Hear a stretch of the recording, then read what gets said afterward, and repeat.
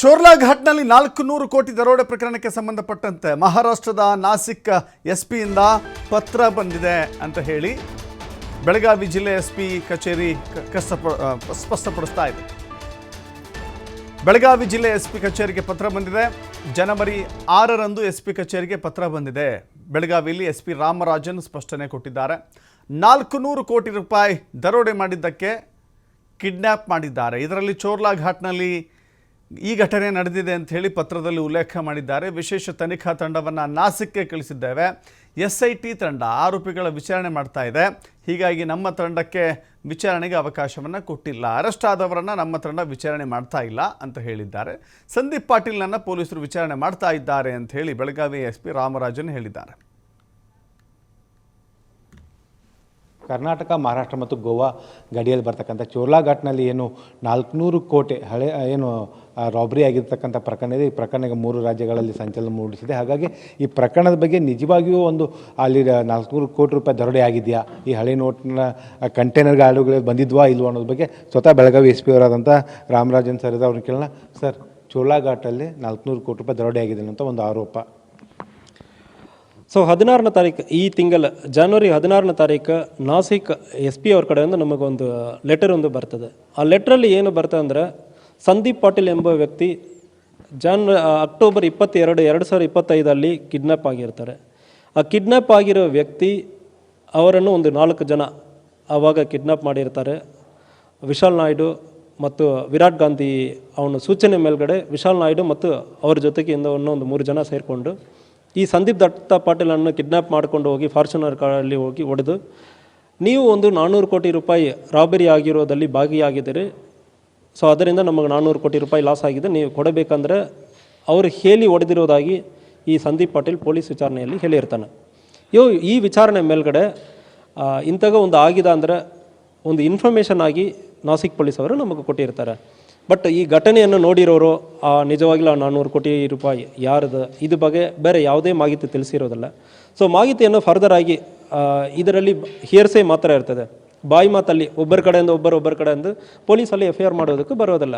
ಯಾರೋ ಒಬ್ಬರ ಒಂದು ಘಟನೆ ಬಗ್ಗೆ FIR ಮಾಡಬೇಕಂದ್ರೆ ಯಾರೋ ಒಬ್ಬರು ನೋಡಿರಬೇಕು, ಇಲ್ಲ ಅದ್ರ ಬಗ್ಗೆ ಅಟ್ಲೀಸ್ಟ್ ಇನ್ಸಿಡೆಂಟ್ ಆದಮೇಲೆ ಅವರು ನೋಡಿರಬೇಕು. ಸೊ ಅದಕ್ಕಾಗಿ ನಾವು ಮತ್ತು ನಮ್ಮ ಪೊಲೀಸರನ್ನು Khanapur sub inspector MB brother ಅವರನ್ನು ನಾವು ನಾಸಿಕ್ ರೂರಲ್ ಡಿಸ್ಟಿಕ್ಗೆ ಕಳಿಸಿ ಅಲ್ಲಿ SIT ಟೀಮ್ ಅವ್ರ ಕಡೆ ಮಾತಾಡಿ ಮಾಹಿತಿ ಯಾವುದು ಇರ್ತದೆ ಅಂದರೆ ಹೇಳೋ ಸಂದರ್ಭದಲ್ಲಿ ಅವರಿಗೆ ವಿಚಾರಣೆ ನಡೆಸ್ತಾ ಇದ್ವಿ. ಅವ್ರಿಗೆ ಮಾತಾಡೋದಕ್ಕೆ ಅವಕಾಶ ಇಲ್ಲ ಅಂದರೆ ಹೇಳಿದ್ದಾರೆ. 2 ಏನಾಗಿದೆ, ಸಂದೀಪ್ ದತ್ತಾ ಪಾಟೀಲನ್ನು ಮತ್ತು ನಾವು ಹೋಗಿ ವಿಚಾರಣೆ ಮಾಡಿದ್ವಿ. ವಿಚಾರಣೆ ಮಾಡೋ ಸಂದರ್ಭದಲ್ಲಿ ಇಲ್ಲ ಸರ್, ನನಗೆ ಇಂತಾಗ ಹೇಳಿದ್ದಾರೆ 400 ಕೋಟಿ ರೂಪಾಯಿ ನೀವು ತೊಗೊಂಡಿದ್ದೀರಿ, ನಿಮಗೆ ಗೊತ್ತಿದೆ ಅಂದರೆ ಹೇಳಿ ನನ್ನನ್ನು ಹೊಡೆದಿದ್ದಾರೆ. ಬಟ್ ಅದು ಬಿಟ್ಟು ಅದ್ರ ಬಗ್ಗೆ ನನಗೆ ಯಾವುದು ಮಾಹಿತಿ ಇಲ್ಲ ಅಂದರೆ ಅವನು ಹೇಳಿರ್ತಾನೆ. ಸೊ ಇದು ಬಗ್ಗೆ ಒಂದು ವೇಳೆ ನಮ್ಮ ನಾಸಿಕ್ ರೂರಲ್ ಡಿಸ್ಟಿಕ್ ಅವರು ಮಾಹಿತಿ ಕೊಡುವ ಸಂದರ್ಭದಲ್ಲಿ ನಾವು FIR ಮಾಡ್ತೀವಿ. ಒಂದು ವೇಳೆ ತನಿಖೆಗೆ ಯಾವುದೇ ಸಹಕಾರ ಬೇಕು ಸಂದರ್ಭದಲ್ಲಿ ಸಂಪೂರ್ಣ ಸಹಕಾರ ಕೊಡೋದಕ್ಕೂ ರೆಡಿ ಇದ್ದೀವಿ. ಪ್ರಮುಖವಾಗಿ ಸಂದೀಪ್ ಪಾಟೀಲ್ ವಿಡಿಯೋ ಹೇಳಿಕೆ ಬಿಡುಗಡೆ ಮಾಡ್ತಾನೆ. ಅದರಲ್ಲಿ ಹಳೆ 200 ಮುಖಬೆಲೆ ನೋಟ್ಗಳು 400 ಕೋಟಿ ರೂಪಾಯಿ ಇತ್ತು, ಇದು 1,000 ಕೋಟಿವರೆಗೂ ಕೂಡ ಈ ಒಂದು ಅವ್ಯವಹಾರ ನಡೆದಿದೆ ಅನ್ನೋಂಥ ಮಾತನ್ನು ಹೇಳಿದ ಮೇಲೆ ಒಂದು SIT ಫಾರ್ಮ್ ಆಗಿದೆ. ಸೊ ನಡೆದಿದ್ದು ಚೋರ್ಲಾ ಘಾಟಲ್ಲಿ ಏನಂತ ಆತ ಒತ್ತಿ ಹೇಳುವಂಥದ್ದು. ಸೊ ಹಾಗಾಗಿ ಈ ಪ್ರಕರಣ ಈಗ ಏನು ಮಹಾರಾಷ್ಟ್ರ ಪೊಲೀಸ್ ತನಿಖೆ ಮಾಡಬೇಕಾ, ನೀವು ಮಾಡಬೇಕಾ, ಅದು ಗೋವಾದವ್ರು ಮಾಡಬೇಕು ಅನ್ನೋಂಥದ್ದು ಪ್ರಶ್ನೆ ಇರ್ತಕ್ಕಂಥದ್ದು. ಸೊ BNSS ಪ್ರಕಾರ 198 ಪ್ರಕಾರ ಒಂದು ಅಫೆನ್ಸ್ ಯಾರು ತನಿಖೆ ಮಾಡಬಹುದು ಅಂದರೆ ಪ್ರಶ್ನೆ ಬರುವಾಗ, ಉದಾಹರಣೆಗೆ ಒಂದು ರಾಬರಿ ಇಲ್ಲ ಡಕಾಯಿಟಿ ಆಗೋ ಸಂದರ್ಭದಲ್ಲಿ ಪ್ರಿಪ್ರೇಷನಲ್ಲಿ ಶುರುವಾಗುತ್ತದೆ ಅಫೆನ್ಸ್. ಮಹಾರಾಷ್ಟ್ರನಲ್ಲಿಂದ ಈ ಗಾಡಿಯನ್ನು ರಾಬರಿ ಮಾಡಬೇಕಂದ್ರೆ ಒಂದು 10 ಜನ ಸೇರಿ ಅಲ್ಲಿಂದ ಫಾಲೋ ಮಾಡ್ಕೊಂಡು ಬಂದು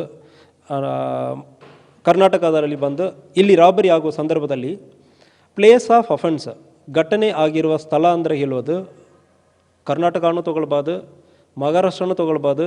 ಇಲ್ಲಿ ಬರುವ ಎಂಟೈರ್ ಜುರಿಸ್ಡಿಕ್ಷನಲ್ಲಿ ಯಾವ ಸ್ಟೇಷನಲ್ಲಿ ಬೇಕಾದರೂ ಅದು ವಿಚಾರಣೆಯನ್ನು ನಡೆಸೋದಕ್ಕೂ ಮತ್ತು ಕೋರ್ಟಲ್ಲಿ ಟ್ರಯಲ್ ನಡೆಸೋದಕ್ಕೂ ಜುರಿಸ್ಡಿಕ್ಷನಲ್ಲಿ ಈ ಯಾವ ಜುರಿಸ್ಡಿಕ್ಷನ್ ಬೇಕಾದ್ರೂ ತೊಗೊಳ್ಬೋದು. ಖಾನಾಪುರ ತೊಗೊಳ್ಬೋದು, ನಾಸಿಕ್ ತೊಗೊಳ್ಬೋದು, ಮಧ್ಯದಲ್ಲಿರುವ ಬೇರೆ ಬೇರೆ ಪೊಲೀಸ್ ಸ್ಟೇಷನ್ಗಳಲ್ಲಿ ತೊಗೊಳ್ಬೋದು, ಅವಕಾಶ ಇರ್ತದೆ. ಈಗ SIT ಟೀಮ್ ಅವರು ಈ ಘಟನೆ ಬಗ್ಗೆ ಎಲ್ಲಿ ಶುರುವಾಗಿ ಎಲ್ಲಿ ಎಂಡ್ ಆಗಿದೆ ಅಂದರೆ, ಒಂದು ವೇಳೆ ಮಹಾರಾಷ್ಟ್ರನಲ್ಲಿ ಶುರುವಾಗಿರೋ ಸಂದರ್ಭದಲ್ಲಿ ಅವರೇ FIR ಅನ್ನು ದಾಖಲೆ ಮಾಡಿ ಸಂಪೂರ್ಣ ವಿಚಾರಣೆ ಮಾಡುವುದಕ್ಕೆ ತಯಾರಿ ಮಾಡಬಹುದು. ಯಾಕೆ ಮಹಾರಾಷ್ಟ್ರ ಪೊಲೀಸ್ ಅರೆಸ್ಟ್ ಮಾಡಿದಂಥ 5 ಜನ ಆರೋಪಿಗಳಿಗೆ ನಮ್ಮ ಬೆಳಗಾವಿ ಅಂದರೆ ಕರ್ನಾಟಕ ಪೊಲೀಸರು ವಿಚಾರಣೆಗೆ ಅವಕಾಶ ಮಾಡಿಕೊಡ್ತಾ ಇಲ್ಲ ಅಂತ SIT? ಸೊ ಒಂದು ವೇಳೆ ಇಂಟ್ರಾಗೇಷನ್ ಮಾಡುವಾಗ ಜನರಲಿ ನಾವು ಎಲ್ಲ ಮಾಹಿತಿಯನ್ನು ಶೇರ್ ಮಾಡಲ್ಲ. ತನಿಖೆ ಸಂಪೂರ್ಣ ಆಗೋದು ಬರೀ ಶೇರ್ ಮಾಡಲ್ಲ. ಇನ್ಫಾರ್ಮೇಷನ್ ಲೀಕ್ ಆಗೋ ಸಂದರ್ಭದಲ್ಲಿ ಅದು ಇನ್ವೆಸ್ಟಿಗೇಷನ್ ಅಫೆಕ್ಟ್ ಮಾಡಬಹುದು. ಇದರಲ್ಲಿ ಒಂದು ವೇಳೆ ಘಟನೆ ಆಗಿರೋ ಸಂದರ್ಭದಲ್ಲಿ ಅದು ಮುಂದಿನ ತನಿಖೆಗೆ ಅದು ಕಷ್ಟ ಆಗುತ್ತೆ ಅಂದರೆ ಹೇಳಿ ನಮಗೆ ಕೊಟ್ಟಿರೋದೇ ಇರೋದಕ್ಕೂ ಸಾಧ್ಯನೇ ಇದೆ. ಚೋರ್ಲಾಘಾಟ್ ಬೆಳಗಾವಿ ಜಿಲ್ಲೆಗೆ ಅಷ್ಟೇ ಬರ್ತಾ, ಕರ್ನಾಟಕ ರಾಜ್ಯಕ್ಕೆ ಅಷ್ಟೇ ಬರ್ತಾ, 3 ರಾಜ್ಯಗಳ ಸಂಬಂಧ ಬರುತ್ತೆ. ಚೋರ್ಲಾಘಾಟ್ ಅಂದರೆ ಹೇಳೋದು ಸುಮಾರು 40 ಕಿಲೋಮೀಟರ್ ಮೇಲ್ಗಡೆ ಬರ್ತದೆ. ಇದು ಮಹಾರಾಷ್ಟ್ರನಲ್ಲಿ ಇರ್ತದೆ, ಕರ್ನಾಟಕ ಇರ್ತದೆ, ಗೋವಾನಲ್ಲಿ ಇರ್ತದೆ. ಸೊ ಹಾಗಾಗಿ ಗೋವಾ ಪೊಲೀಸ್ ಏನಾದ್ರು ತಮ್ಮ ಸಂಪರ್ಕ ಮಾಡಿದ್ದಾರೆ ಸರ್? ಏನಾದರೂ ಇಲ್ಲ, ಯಾರೂ ಪರ್ಸನಲ್ ಆಗಿ ಸಂಪರ್ಕ ಮಾಡಿಲ್ಲ. ಒಂದು ಲೆಟ್ರ್ ಮಾತ್ರ ಬರೆದಿದ್ದಾರೆ. ನಾವೇ ಸೋಮೋಟ ಆಗಿ ಹೋಗಿ ಮಹಾರಾಷ್ಟ್ರನಲ್ಲಿ ಈಗ ವಿಚಾರಣೆಯನ್ನು ಪ್ರಾರಂಭಿಸಿದ್ದೀವಿ. ಯಾವುದೇ ಮಾಹಿತಿ ಬರೋ ಸಂದರ್ಭದಲ್ಲಿ ವಿಕ್ಟಿಮ್ ಯಾರಿದ್ದಾರೆ ಅಂದರೆ ಅವರಿರಲಿ, ಇಲ್ಲ ಐ ವಿಟ್ನೆಸ್ ಇರಲಿ, ಯಾರೋ ಒಬ್ಬರು ಸಿಗ್ತಾರೆ ಅಂದ್ರೂ, ಯಾರೋ ಒಂದು ವೇಳೆ ಕಂಟೈನರ್ ಡ್ರೈವರ್ಸ್ ಅಂದರೆ ಯಾರು ಇದ್ದಾರೆ ಅಂದ್ರೂ, ಸೊ ನಾವು ಕೂಡ ಚೆಕ್ ಮಾಡ್ತಾ ಇದ್ದೀವಿ. ಒಂದು ವೇಳೆ ಸಿಗುವ ಸಂದರ್ಭದಲ್ಲಿ ನಾವು ವಿಚಾರಣೆ ಮಾಡ್ತೀವಿ. ಸೊ ಇವಿಷ್ಟು ಬೆಳಗಾವಿ ಎಸ್ ಪಿ ಅವರು ಹೇಳುವಂಥ ಮಾತು.